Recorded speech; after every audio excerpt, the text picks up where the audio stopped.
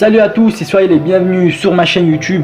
Alors aujourd'hui je vous amène une nouvelle vidéo concernant One Piece. Dans le manga ou dans l'anime on a vu beaucoup de fruits du démon qui sont très puissants. Et aussi on a vu le contraire, des fruits du démon qui servaient pratiquement à rien. Donc c'est pour ça qu'aujourd'hui je vous amène les 10 fruits du diable les plus faibles dans One Piece.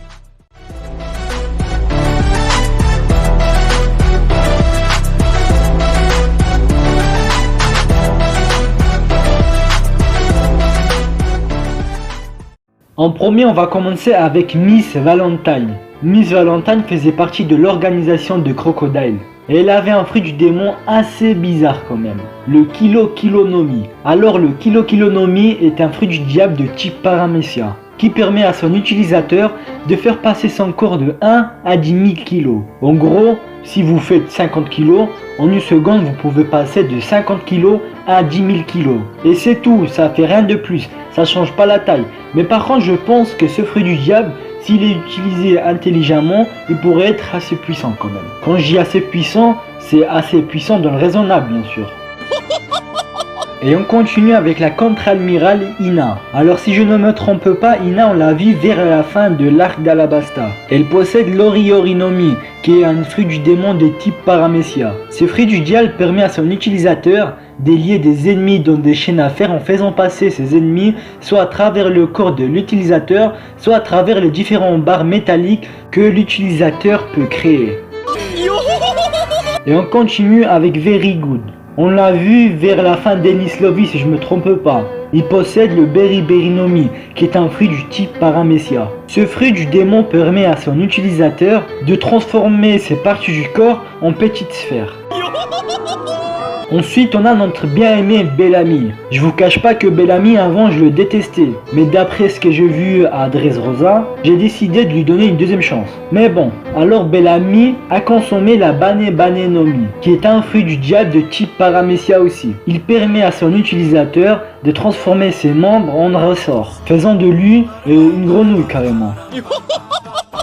Blueno, oui c'est ça, Blueno, c'est lui qui s'est fait ridiculiser par Luffy en Gear 2. Alors ce personnage possède le Doa-Doa-no-Mi, qui est un fruit aussi du type Paramecia. Il permet à son utilisateur de créer des portes. Alors quand je dis qu'il permet à son utilisateur de créer des portes, il peut le faire à travers tout ce qu'il touche. Et après on a Buffalo. Alors Buffalo est l'utilisateur de la Guru-Guru-no-Mi. C'est un fruit de type Paramecia. Elle permet à son utilisateur de devenir un homme en rotation, créant des hélices autour de son corps, lui donnant la capacité de voler. Après on a la grosse Alvida. Enfin, grosse au début. Alors Alvida a consommé la Sube-Subo-no-Mi, qui est un fruit aussi de type Paramecia. Ce fruit du diable permet à son utilisateur de devenir glissant. Mais ce n'est pas tout. Elle permet aussi de protéger son utilisateur. Shiringuru est l'utilisateur de la Shari-Shari-no-Mi. Comme tous les fruits jusqu'à maintenant, il fait partie du type Paramecia. Il permet à son utilisateur de transformer ses bras et ses pieds en roues. Ensuite on a Chopper. Alors oui, avant que vous commenciez à m'insulter, sachez que Chopper il est très puissant par rapport aux pilules qu'il prend. Mais de base le Ito-Ito-no-Mi est un fruit du diable de type Zoan qui permet à son utilisateur de se transformer en hybride. Et pour finir avec cette vidéo, en toute première position on a Kerry Funk. Il possède le Jack-Jack-no-Mi, qui était aussi un fruit de type Paramecia. Il permet à son utilisateur de devenir une veste humaine. Moi je pense que c'est le fruit le plus inutile dans One Piece. Et voilà, ça sera tout pour cette vidéo. Avant d'en finir, sachez qu'il y a beaucoup plus de fruits du démon aussi inutiles. Mais en gros, moi je vous ai fait un résumé, c'est tout. J'espère que la vidéo elle vous a plu et on se dit à la prochaine.